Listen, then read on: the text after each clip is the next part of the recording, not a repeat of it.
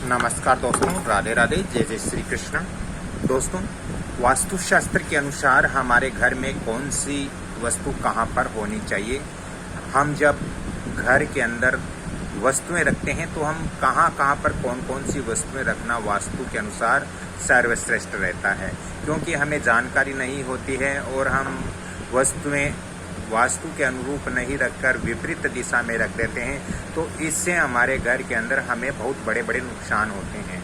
दोस्तों, तो चलिए मैं आपको बताता हूं कि वास्तुशास्त्र के अनुसार हमारे घर की व्यवस्था और हमारे घर के अंदर वस्तुएं कहाँ कहाँ रखनी चाहिए। दोस्तों,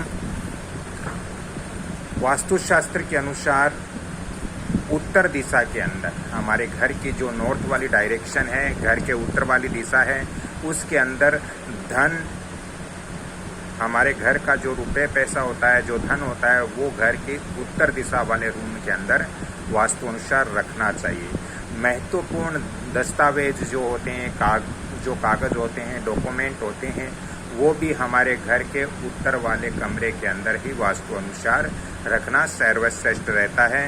दोस्तों, नव विवाहित जो जोड़ा होता है, जिनकी नई नई शादी होती है, उनका भी रूम उत्तर दिशा के अंदर आप रख सकते हो वास्तुशास्त्र के अनुसार। दोस्तों, ईशान कोण यानी उत्तर और पूरब के बीच के जो डायरेक्शन है, उसके अंदर ईशान कोण में आप अपने घर का पूजा रूम रख सकते हो। बरामदा भी आप घर के ईशान कोण में ही रख सकते हो। इसके अलावा ईशान कोण में आप हल्के फर्नीचर आप अपने घर के ईशान कोण में आप दे सकते हो वास्तुशास्त्र के अनुसार।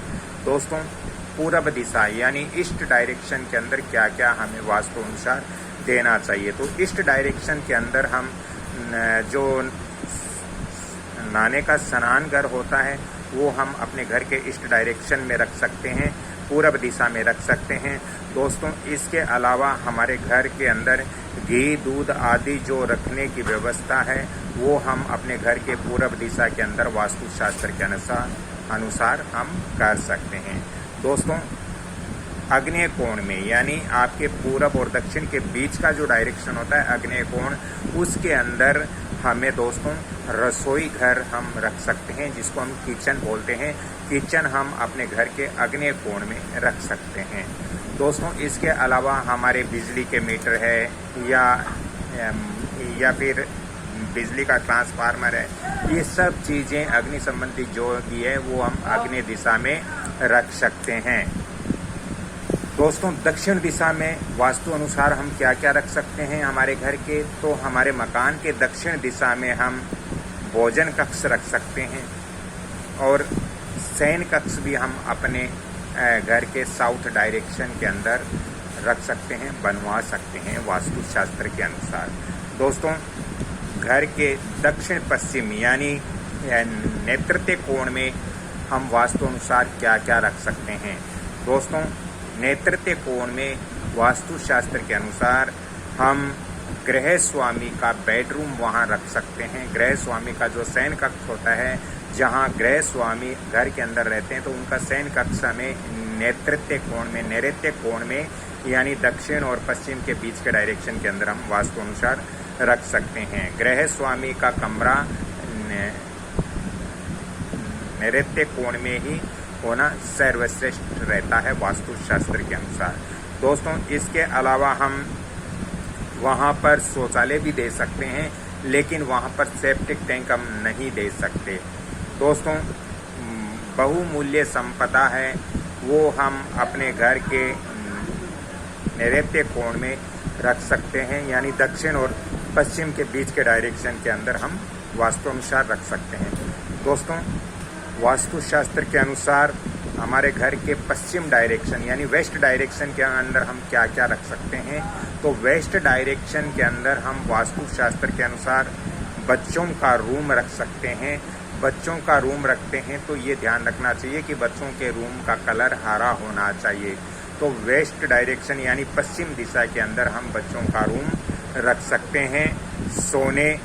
बच्चे के सोने उठने बैठने का एवं अध्ययन कक्ष का रूम भी हम वेस्ट डायरेक्शन के अंदर रख सकते हैं।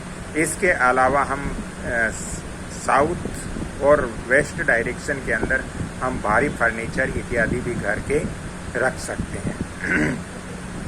दोस्तों, वास्तुशास्त्र के अनुसार हमारे घर के अंदर यदि हम ऐसी व्यवस्था करते हैं तो हमें इसके बहुत अच्छे फल मिलेंगे।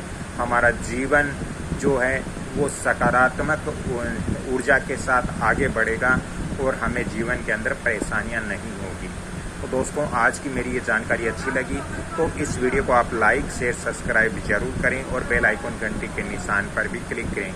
यदि ज़्यादा ही आपको वास्तु और ज्योतिष संबंधित परामर्श लेना हो तो मैं आपको फ़ोन नंबर भी दे रहा हूँ 7901718402। इन नंबरों पे आप कांटेक्ट करके वास्तु और ज्योतिष संबंधित आप परामर्श ले सकते हो। On the spot vastu visit भी करवा सकते हो और व्हाट्सएप पर भी वास्तु विजिट आप करवा सकते हो। तो दोस्तों, चलते चलते आप सभी से मैं नम्र निवेदन करता हूँ कि वीडियो को आप लाइक शेयर सब्सक्राइब जरूर करें और बेल आइकन घंटी के निशान पर भी करें। राधे राधे, जय जय श्री कृष्ण। अगली कड़ी में फिर मिलता हूँ, तब तक के लिए मैं आपसे क्षमा चाहता हूँ। धन्यवाद।